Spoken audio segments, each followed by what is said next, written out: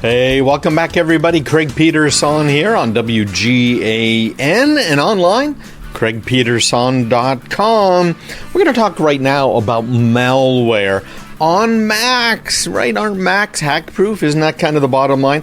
Well, we're going to talk about that. We also have more coming up on some of the cloud risks and things you can do where you should keep an eye out when it comes to the cloud services that you're using.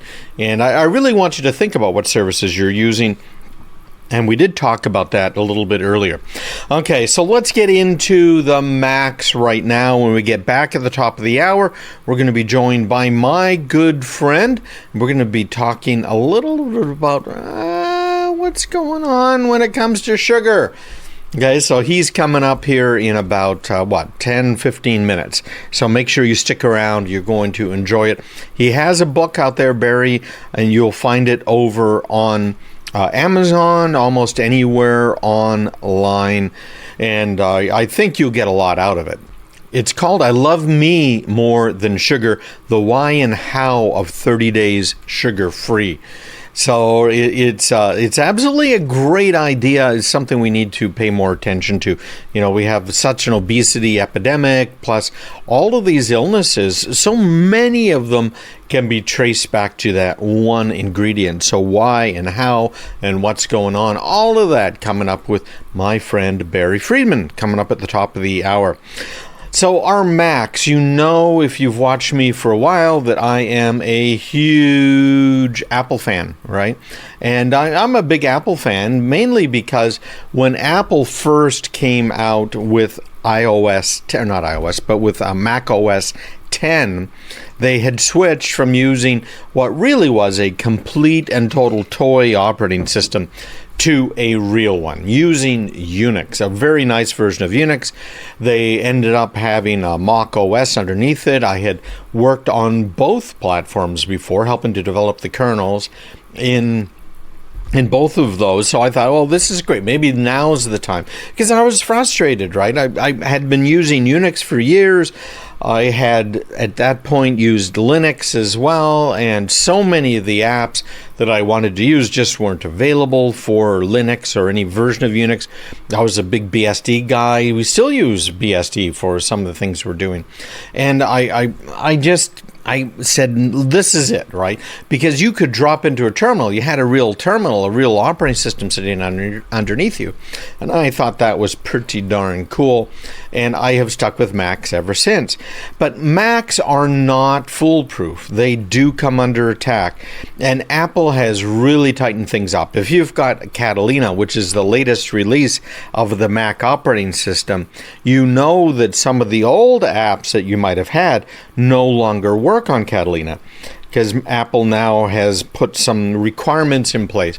Well, the biggest one is, hey, listen, you guys need to be 64 bits instead of 32 bits, which makes the operating system writing a little bit easier, because you no longer have to handle two sets of libraries and worry about linking them in or the addressing space for the applications, because you really want to randomize it and stuff. And now I'm going down a rat hole here, getting kind of geeky, but that's one of the things. The other big thing is, now you might have noticed that Apple has a lot of controls in place about where an application can go on your Mac, what it has access to, and it'll pop up and ask you about it.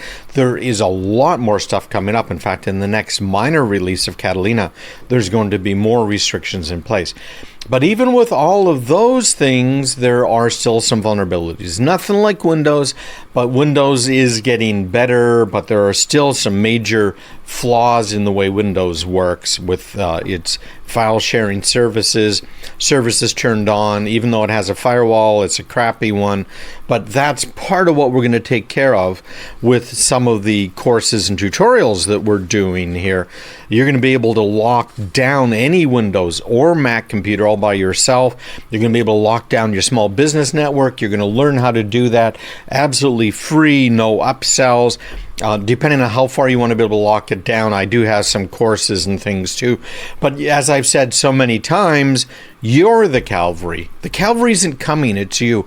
You have to be prepared. So when we're talking about Macs, what should we be paying attention to?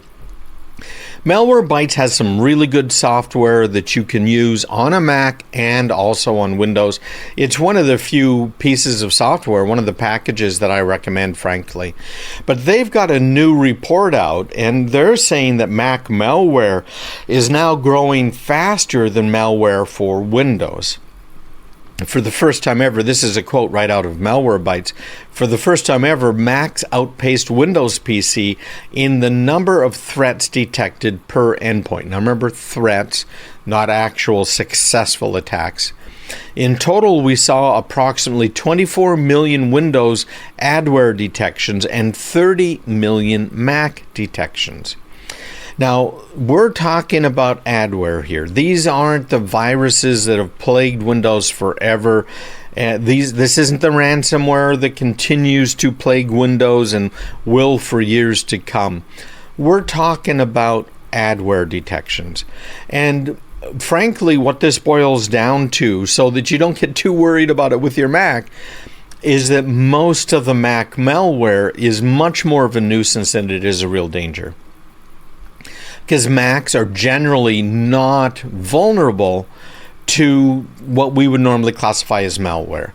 They do have some pop-ups that can happen because of the browsers, but that's why I've got my training coming up for my cavalry. You guys that are the frontline defenses in your homes, in your families, in your businesses, you guys are the cavalry. And I've got some great cavalry training coming up for all of you. So keep an eye out for that here in a couple of weeks.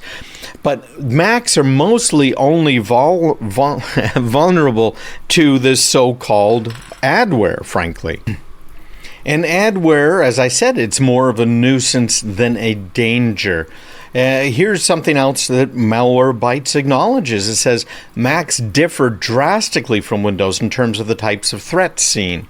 And between us, it's because Macs are designed drastically different than Windows. They're actually designed, right, the operating system. Back to Malwarebytes, where we found several different categories and families in our top detections of Windows threats that classify as traditional malware, especially those aimed at businesses. Most Mac threats, and certainly the most prevalent ones, are families of adware and potentially unwanted programs. I'm having a hard time. Among the top 10 Mac threats for consumers and businesses are a mix of these PUPs, these potentially unwanted programs, and adwares. The PUPs are a variety of mostly cleaning apps that have been determined as unwanted, not just by Malwarebytes, but by Mac user community at large. Two of the best-known examples being Mac Keeper and Mac Booster.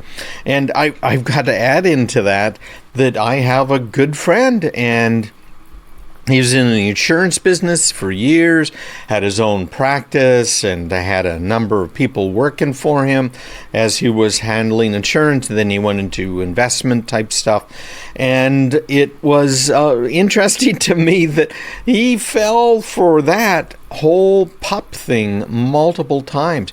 He just kept downloading and paying for Mac Keeper, which just doesn't do anything. In fact, it is malware itself, frankly. It is adware. Mac Booster, same sort of problem. So don't install those things. And by the way, when it comes to a Mac, this is very crucial, I think. It is software you have to install yourself, right? So until last year, the two top Mac adware apps had detected installations numbered in the low hundreds of thousands. In 2019, however, one new piece of adware was detected 30 million times. It's called NewTab. It appeared on the scene in December 2018, and it's an adware family that attempts to redirect searches in the web browser for the purpose of earning illicit affiliate revenue. I've talked about that before. It clicks on ads using your browser, and it is usually delivered in the form of apps with embedded Safari extensions, Safari being Apple's #1 browser, Apple's browser itself, right? So don't use NewTab. And most crucially of all, Mac malware is not a virus. It can't spread by itself. It isn't a worm that kind of crawls around. Mac OS does not allow unsigned apps to be installed without user permission at all. These apps cannot spread from machine to machine. you have to install them. No drive-by, right? None of that happens on a Mac. So the way Mac malware gets installed is by fooling users like you and me into installing it ourselves. And when we're talking about these potentially unwanted programs, and I personally call it scamware, frankly, but these types of scams, advertising junk apps, pretend they're doing something useful. And this is part of what Google just got rid of, over 500 Chrome extensions, because they were doing the same thing. They had scareware built into them. They were clicking on all kinds of ads out there to try and drive up illicit revenues. And naive users like my buddy have been tricked into installing them, and sometimes even paying for them, which is what he did with MacKeeper.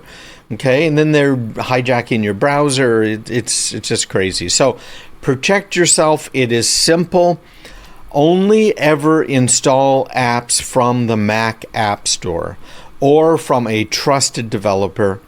Only install browser extensions that are recommended by me, right? By trustworthy sources, because they are not signed. They are not reviewed. These browser extensions, they're not reviewed by Apple. And you can always delete them. You can always remove them, and that's been my advice for people for a long time. Go through your inventory of apps, including on your iPhones, your iPads, etc. Anything that you see that you haven't used in a while, delete them. I just went through earlier this week on my iPhone. I sat there and, okay, I haven't used that for a while. Oh, but I really could use it soon. No, I haven't used it for a while, and I deleted it, which is what I recommend I think everybody do here. All right, so be very careful. The great article from 9 to 5 Mac by Ben Lovejoy that I was commenting on here, this segment, and you'll find it online, of course, at craigpeterson.com. And this is part of what I do if you are on my email list. You will get these emails. We have a great open rate. It's like 40% of you guys open these emails, and I think that's just phenomenal. It's very, very high rate because they are so useful. So make sure you subscribe, craigpeterson.com/subscribe. Get on my email list, and articles like this and others, including that FBI warning that just came out, will show up in your mailbox, usually Saturday morning. Depends on how our week's been going. Stick around. When we come back, I got my friend joining us, Barry Friedman. You're listening to Craig Peterson on WGAN online, craigpeterson.com.